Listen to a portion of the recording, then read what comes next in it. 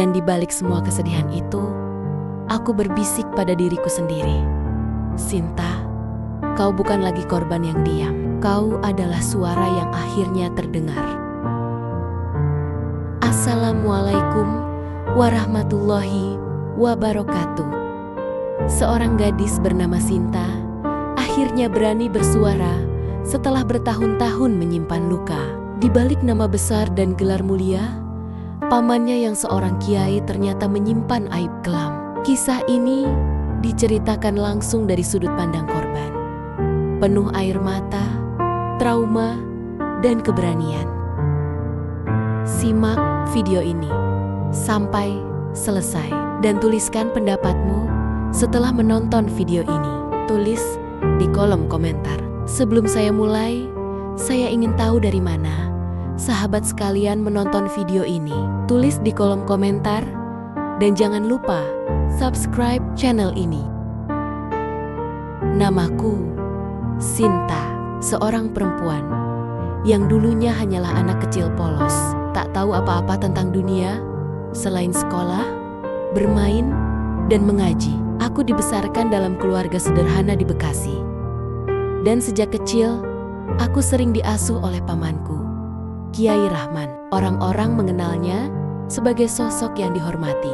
Ia seorang pemuka agama, dipanggil ustadz besar oleh masyarakat, tempat orang datang meminta nasihat, solusi, bahkan doa agar hidup mereka berkah. Setiap kali berjalan di pasar atau menghadiri acara pengajian, semua orang menunduk hormat kepadanya. Bagiku yang kecil, sosok Paman Rahman bagaikan benteng kokoh dengan sorban putih di kepalanya dan jubah panjang yang selalu ia kenakan.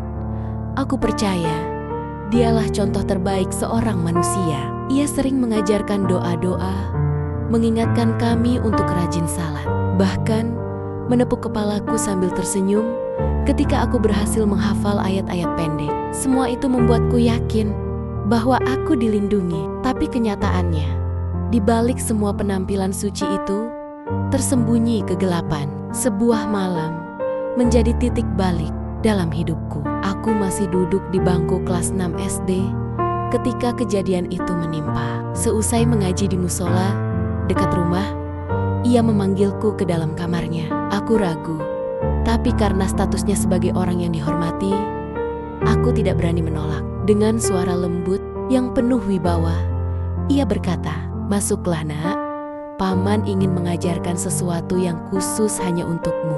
Aku menurut. Jantungku berdegup, tapi aku tak tahu kenapa. Saat pintu kamar tertutup, suasana berubah. Tatapannya bukan lagi tatapan seorang paman yang hangat. Tangannya dingin, kuat, dan mulai meraih bahuku. Ia memintaku duduk di sampingnya, lalu mulai menyentuhku dengan cara yang tidak ku mengerti. Tubuh kecilku bergetar. Aku ingin berteriak, tapi seolah lidahku terkunci. Air mata menggenang di mataku, tapi tak ada satu kata pun bisa keluar. Di luar sana, suara azan Isya berkumandang. Seharusnya itu menjadi panggilan menuju kesucian. Namun di dalam kamar sempit itu, panggilan azan seakan mengejekku. Mengapa aku harus mengalami ini? Mengapa Tuhan membiarkanku sendirian menghadapi monster yang memakai pakaian kesucian? Malam itu menjadi luka pertama. Luka yang akan terus membekas, menumbuhkan trauma yang tak akan pernah bisa kupadamkan sepanjang hidupku. Setelah malam itu, hidupku berubah. Aku masih anak-anak, tapi rasanya aku sudah kehilangan segalanya. Aku tidak lagi melihat Paman Rahman sebagai pelindung. Aku melihatnya sebagai bayangan gelap yang mengikutiku kemanapun.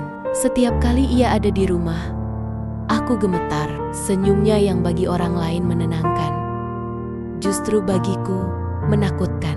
Aku ingin bercerita pada ibu, tapi bagaimana mungkin semua orang percaya bahwa Paman Rahman adalah orang baik? Ia tokoh agama, pemimpin doa, panutan. Jika aku berani mengungkapkan apa yang terjadi, siapa yang akan percaya pada anak kecil sepertiku? Bukankah aku hanya akan dianggap berbohong, merusak nama baik keluarga, bahkan mungkin dianggap anak durhaka? Hari-hari berjalan, bagai penjara tak kasat mata. Aku bersekolah, tapi pikiranku tak pernah lepas dari ketakutan. Setiap malam, aku selalu waspada. Aku mendengar langkah kakinya di lorong, dan jantungku berdetak lebih cepat. Kadang ia hanya lewat, tapi kadang ia kembali masuk ke kamarku, menarikku keluar, lalu kembali menyentuhku dengan cara yang sama. "Jangan bilang siapa-siapa, ini rahasia kita," katanya dengan suara yang terdengar lembut namun penuh ancaman. Ancaman itu membuatku lumpuh. Aku tidak berani menolak, tidak berani berteriak. Aku merasa seperti burung dalam sangkar, yang sayapnya dipatahkan dan suaranya dipelintir agar tetap diam. Ironisnya, di siang hari aku melihat Paman Rahman berdiri di atas mimbar, berkhotbah tentang dosa, neraka, dan pentingnya menjaga kehormatan diri. Ia berbicara lantang tentang moral, sementara aku tahu betul bahwa di balik kata-katanya, ia sendiri adalah pelanggar moral paling keji. Aku merasa muak, tapi aku terlalu lemah, terlalu kecil untuk melawan. Satu-satunya pilihan hanyalah diam. Meski diam itu membunuhku perlahan dari dalam. Waktu berjalan, tahun-tahun berlalu. Aku beranjak remaja, tubuhku tumbuh, wajahku berubah. Namun, luka yang ia tanam sejak kecil tak pernah sembuh, malah semakin membusuk. Setiap kali aku bercermin, aku tidak lagi melihat seorang gadis remaja yang seharusnya penuh mimpi dan harapan. Yang kulihat hanyalah sosok kotor. Seakan-akan noda itu menempel di kulitku, tak pernah bisa hilang meski aku mandi 1000 kali. Paman Rahman semakin berani. Jika dulu hanya sentuhan dan pelukan, kini ia mulai melangkah lebih jauh. Ia tahu aku tidak berdaya. Ia tahu ketakutanku lebih besar daripada keberanianku. Ia memanfaatkan posisinya sebagai penjaga moral keluarga untuk menutup mulutku. Kadang ia berkata bahwa semua yang ia lakukan adalah bentuk kasih sayang khusus untukku. Kadang ia menjanjikan hal-hal yang membuatku terikat. "Kalau kau menurut, Sinta, Paman akan biayai sekolahmu sampai kuliah. Kau tidak perlu khawatir soal masa depanmu. Kau hanya harus percaya pada Paman." Kalimat itu terdengar seperti janji, tapi bagiku itu hanyalah belenggu. Ia mengikatku dengan uang, dengan masa depan. Seakan-akan aku harus menyerahkan tubuhku agar bisa melanjutkan hidup. Aku benci itu, tapi aku tak punya pilihan. Malam-malamku selalu penuh air mata. Aku tidur dengan wajah basah, menekap bantal agar tangisku tak terdengar. Aku ingin berlari, ingin kabur sejauh mungkin, tapi aku hanyalah gadis kecil tanpa daya. Bahkan ketika aku mulai beranjak dewasa, rasa takut itu tak pernah berkurang. Aku tahu bahwa seandainya aku bersuara, dunia tidak akan langsung membelaku. Dunia lebih percaya pada sorban putih dan kata-kata manis dari bibir Paman Rahman ketimbang tangisan seorang gadis seperti aku. Aku mulai belajar berpura-pura. Pura-pura tersenyum di sekolah. Pura-pura menjadi anak yang rajin dan ceria di depan teman-teman. Aku seperti gadis normal, tapi di dalam hatiku, aku hancur. Aku merasa seperti mayat hidup. Bahkan ketika seseorang menyatakan suka padaku, aku tidak bisa merasakannya. Bagiku, sentuhan laki-laki hanya mengingatkan pada rasa jijik, rasa trauma, rasa ingin mati. Setiap doa yang kulantunkan hanya ada satu permintaan. "Tuhan, ambil nyawaku saja. Aku begitu lelah. Aku ingin semua ini berakhir. Aku ingin hidupku kembali normal." Tapi aku tahu, sejak malam itu, sejak tangan Paman Rahman pertama kali merenggut kepolosanku, hidupku tak akan pernah sama lagi. Berkali-kali aku mencoba untuk bersuara. Berkali-kali aku ingin mengadu pada ibu, pada keluarga, pada siapapun. Tapi setiap kali aku hampir membuka mulut, lidahku terasa keluh. Bayangan wajah Paman Rahman, tatapannya yang tajam, bercampur dengan senyum palsunya, membuatku lumpuh. Aku bisa mendengar suaranya di kepalaku, mengulang kalimat itu lagi dan lagi. Jangan bilang siapa-siapa. Kalau kau bicara, semua orang akan membencimu. Aku percaya, aku takut jika orang-orang menuduhku fitnah. Bagaimana mungkin mereka mempercayai aku, seorang gadis muda, dibandingkan seorang tokoh agama yang disanjung. Bahkan ketika aku ingin membicarakannya pada sahabat dekatku, kata-kata itu berhenti di tenggorokan. Aku hanya bisa menangis dalam diam, menyimpan semua luka sendirian. Aku seperti terjebak dalam ruangan tanpa pintu, tanpa jendela. Semakin aku berteriak dalam hati, semakin sunyi rasanya dunia di luar. Tidak ada yang mendengar, tidak ada yang peduli. Setiap kali aku melihat Paman Rahman berdiri di mimbar, berbicara tentang surga dan neraka, aku merasa ingin menjerit di hadapan semua orang. Jangan percaya padanya.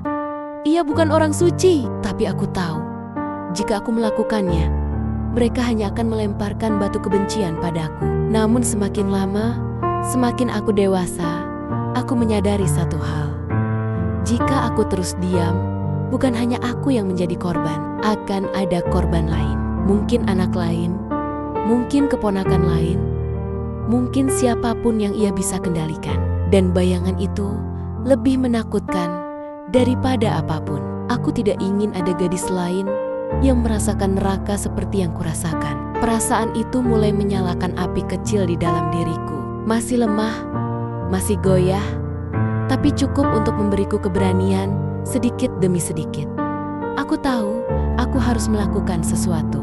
Aku tahu, aku harus membuka suara. Meski suara itu gemetar, meski mungkin tak akan langsung dipercaya, aku harus melakukannya. Karena jika tidak, aku akan mati pelan-pelan, bukan hanya tubuhku, tapi juga jiwaku. Hari itu akhirnya datang. Dengan tubuh gemetar dan air mata yang tak henti mengalir, aku menceritakan semuanya. Aku berbicara tentang malam-malam kelamku, tentang tangan kotor Paman Rahman, tentang luka yang ia tanamkan sejak aku masih kecil. Setiap kata terasa seperti pisau yang mengiris ulang lukaku sendiri. Tapi aku tahu, aku harus melakukannya. Reaksi orang-orang beragam. Ada yang menangis bersamaku, ada yang kaget, ada pula yang tidak percaya. Sebagian besar masih terperangkap dalam bayangan kesucian yang ia bangun selama ini. Bagaimana mungkin seorang kiai, seorang tokoh agama melakukan hal sekeji itu? Tapi aku tetap berbicara. Meski suaraku patah-patah, aku tidak peduli lagi pada cibiran atau tuduhan. Yang penting, suaraku terdengar. Ketika akhirnya kasus ini sampai ke pihak berwajib, perasaan lega bercampur, takut menyelimutiku. Aku tahu jalan ini panjang, penuh batu, penuh luka baru. Tapi aku juga tahu, aku tidak lagi sendiri. Luka yang selama ini kusembunyikan, akhirnya terungkap. Dunia tahu siapa Paman Rahman sebenarnya. Bukan orang suci, melainkan manusia busuk yang berlindung di balik jubah putih. Mungkin aku tidak akan pernah benar-benar sembuh. Luka ini terlalu dalam, terlalu membekas. Tapi setidaknya, kini aku tahu, aku sudah berbuat sesuatu. Aku sudah menghentikan siklus gelap yang bisa saja merenggut korban lain. Aku telah menjadi saksi, meski dengan air mata, bahwa tidak ada topeng kesucian yang bisa menutupi busuknya hati seorang manusia. Dan di balik semua kesedihan itu, aku berbisik pada diriku sendiri. Sinta, kau bukan lagi korban yang diam. Kau adalah suara yang akhirnya terdengar. Kisah Sinta adalah pengingat pahit bahwa kejahatan bisa bersembunyi di balik wajah yang tampak suci. Jangan pernah menilai seseorang hanya dari pakaian atau gelar, sebab topeng kesucian tak selalu mencerminkan isi hati. Suara korban seringkali terbungkam karena rasa takut dan stigma. Padahal kebenaran harus tetap diungkap. Jadilah telinga yang mendengar dan hati yang percaya. Karena keberanian satu orang bisa menyelamatkan banyak jiwa dari rantai penderitaan yang sama. Sekian untuk kisah hari ini. Jangan lupa like, komen, dan subscribe agar tidak ketinggalan kisah-kisah dramatis lainnya. Suara Anda bisa jadi penyemangat untuk terus menghadirkan cerita nyata yang membuka mata banyak orang. Wassalamualaikum warahmatullahi wabarakatuh.